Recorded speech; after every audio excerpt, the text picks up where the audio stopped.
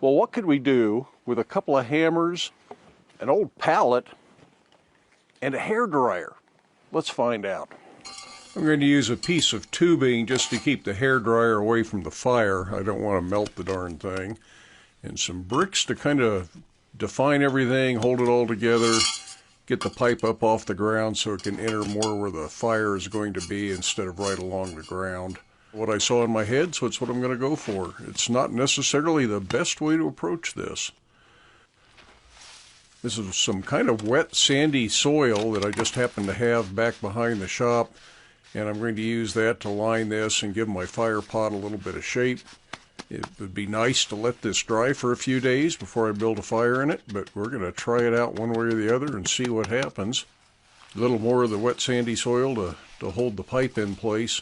Though I think I might like to build this up and add a couple of bricks around that, help hold it just a little bit better.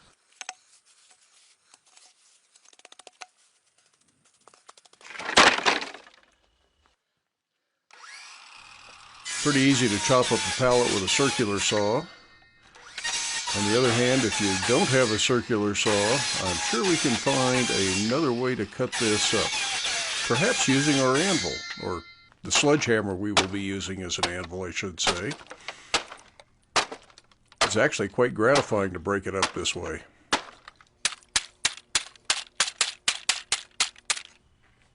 I decided to add a little bit of a back to this so I can pile the wood just a little bit deeper and get a better bed of charcoal in here. Now it's time to go ahead and light a fire. I'm going to use a propane torch because I have one handy in the shop. Newspaper and matches would be just fine.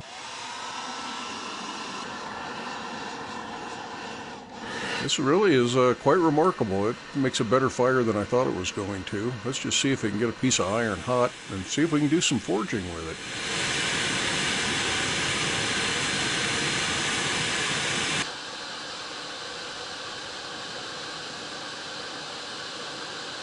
So if you're just getting started, this may work for you. Boy, it cools down fast. It's not up at a high forging heat. It could be a lot hotter.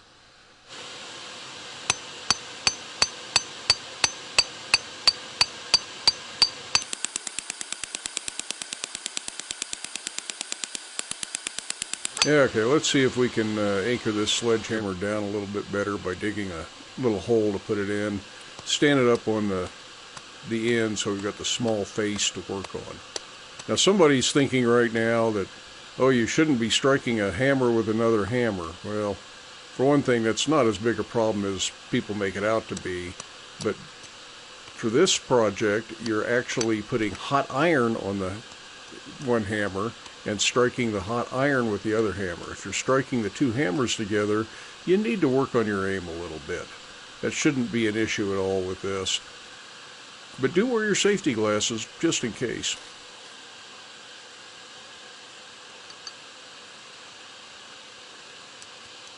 Now that definitely makes a better anvil out of the thing. It's nice to have a little bit more solid.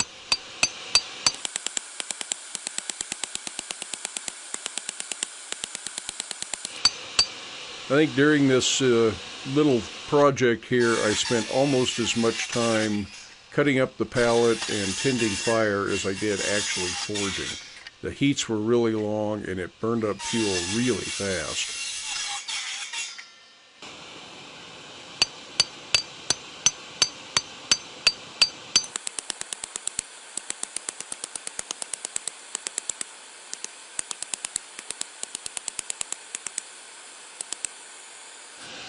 Yeah, even buried in the ground, that thing's not as solid as I would like it to be. I think there's some better options, and we'll talk about that a little bit more at the end of the video. But this is working. It's working better than I thought it might. Not as well as I would like it to, but a lot better than I suspected it might. So, all in all, I'm pretty happy with the way this is going. If you're wondering, I'm just making a simple little fire poker. Nothing very special. I just wanted to do something to try this out, see if it got hot enough to forge, and see if we can use the sledgehammer as an anvil. So far, the answer is yes to both of those questions. A horn would be really nice, though.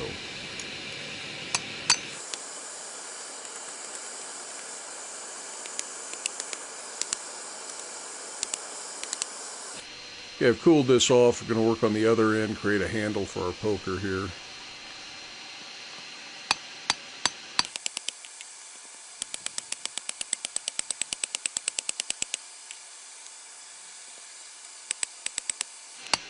Definitely getting too cold to forge. I think it's time to go back to the fire and heat it up again.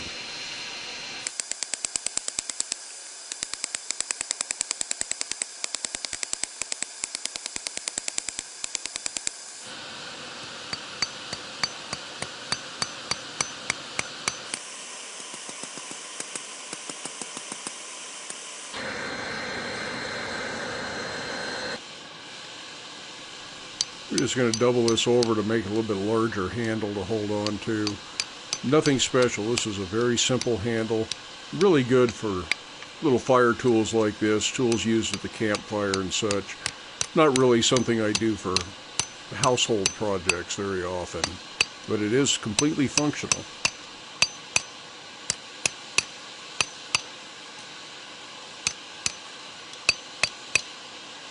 This is a useful little fire poker for maintaining our forge fire, or using in a wood stove if you have one in the house.